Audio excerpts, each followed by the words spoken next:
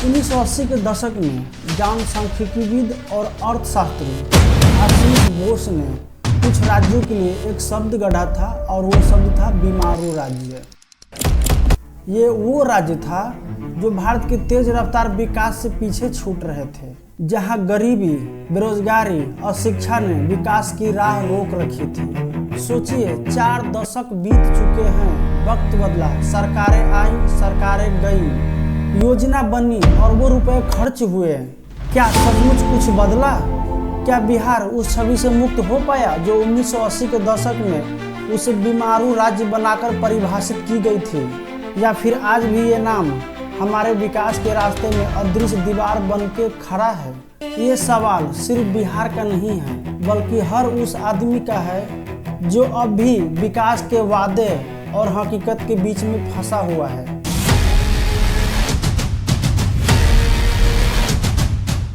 नमस्कार दोस्तों, हम लोग इस वीडियो में यह जांच करेंगे कि क्या बिहार अभी बीमारू राज्य है।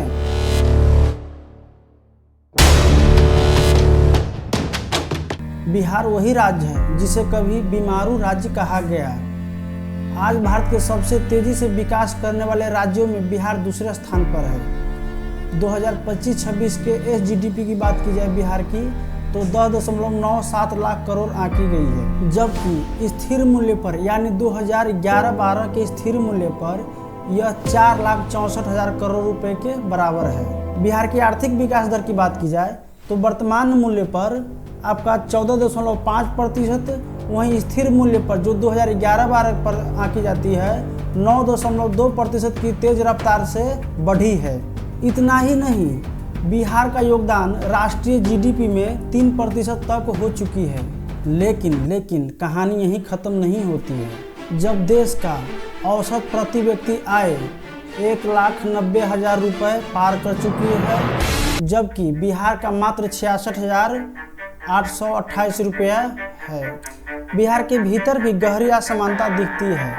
बिहार में सबसे अमीर जिला की बात की जाए तो वो पटना जिला है, जबकि सबसे गरीब जिला की बात की जाए तो वो शिवहर है और सीतामढ़ी और उसके आसपास के क्षेत्र है। नीति आयोग के हाल की बहुआयामी गरीबी सूचकांक यानी MPI में बिहार के 33.76% आबादी अभी भी गरीबी रेखा के नीचे है।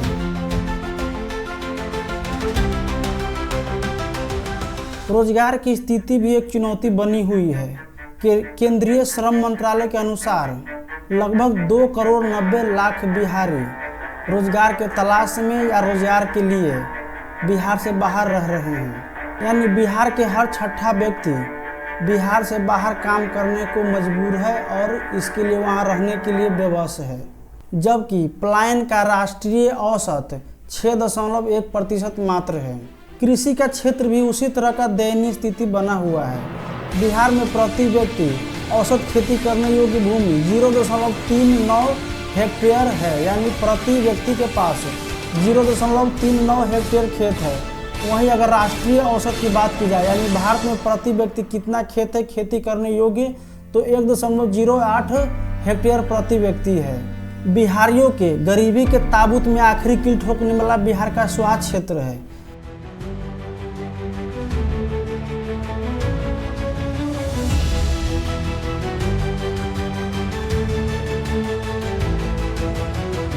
बिहार का स्वास्थ्य क्षेत्र इतना जर्जर है जो किसी से छुपा हुआ नहीं है। बिहार में प्रति 22,000 व्यक्तियों पर एक डॉक्टर है, जबकि इसका राष्ट्रीय औसत देखा जाए तो लगभग 11,000 व्यक्ति पर एक डॉक्टर है। लेकिन वहाँ भी कुछ स्थिति ठीक नहीं है।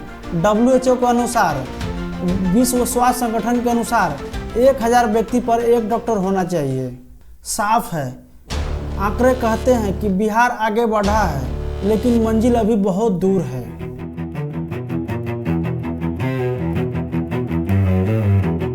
अब चर्चा उन राज्यों की भी कर लेते हैं जो बिहार के साथ साथ है 1980 के दशक में बीमारू राज्य का तमगा या यूं कहें कि उस समय का प्रतिष्ठा पाया हुआ था, जैसे कि आपका उत्तर प्रदेश, मध्य प्रदेश, राजस्थान। तो बिहार के अलावा ये 3 राज्य थे जिन्हें बीमारू राज्य का कहा जाता है और बीमारू राज्य के एक्रोनेम में ये फिट होते हैं। जैसे BI से बिहार हो गए, मार यानी MA से मध्य प्रदेश हो गए, आर से राजस्थान हो गए, वहीं यू से उत्तर प्रदेश हो गए। तो बीमारू का एक्रोनियम या फुल फॉर्म कहा जाए तो इस तरह से होता है। और इन 3 राज्यों के पहले अक्षर से इसका एक्रोनियम बना हुआ है बीमारू राज्य। तो दोस्तों सबसे पहले हम लोग देखेंगे मध्य प्रदेश। मध्य प्रदेश की आर्थिक स्थिति वर्तमान समय में क्या है। मध्य प्रदेश की आबादी की बात की जाए तो उनकी आबादी है 8,95,00,000 के आसपास है।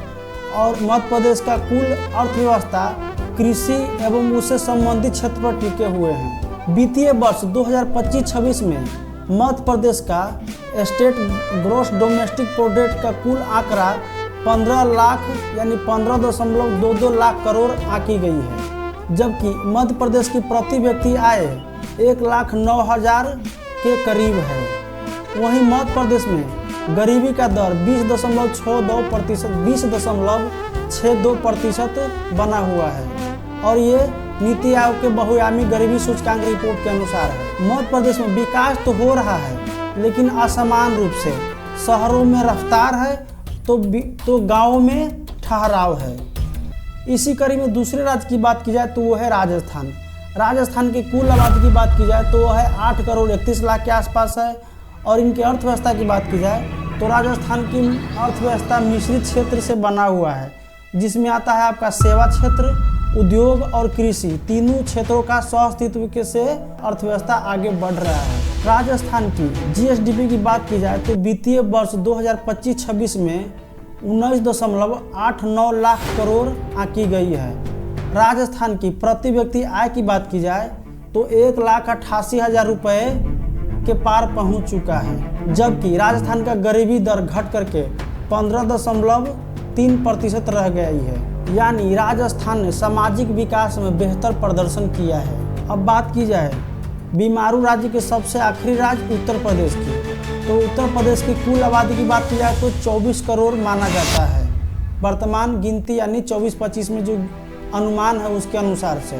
वहीं उनके जीडीपी की बात की जाए यानी जीएसडीपी की बात की जाए तो 30.8 लाख करोड़ आंकी गई है वित्तीय वर्ष 2025-26 में। नीति आयोग की बहुआयामी गरीबी सूचकांक की रिपोर्ट के अनुसार उत्तर प्रदेश में गरीबी दर 2015 में 37.68% से घट करके 2022 में यह 17.4% के पास रह गया है।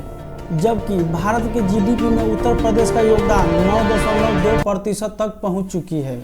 अतीत में बीमारू राज्य कहे जाने वाले इन 4 राज्यों में से 3 राज्यों ने तो विकास की रफ्तार पकड़ा हुआ है और बिहार अब उनके पीछे दिखता है।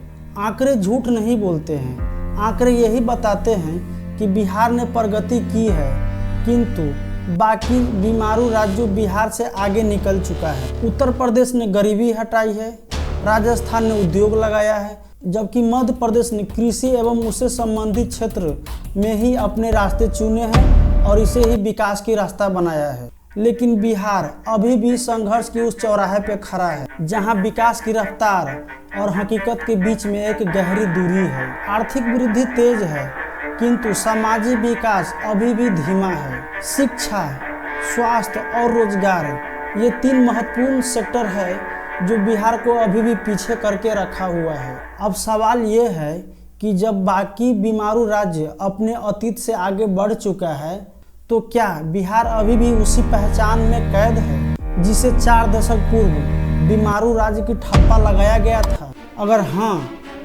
तो अगला सवाल हम सबके सामने ये है कि आखिर कब तक?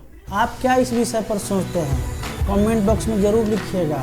अगर आपको ये वीडियो पसंद आता है तो प्लीज़ इसे लाइक एंड शेयर कर दीजिएगा। अगर नए हैं तो प्लीज़ इसे सब्सक्राइब जरूर कीजिएगा इस चैनल को।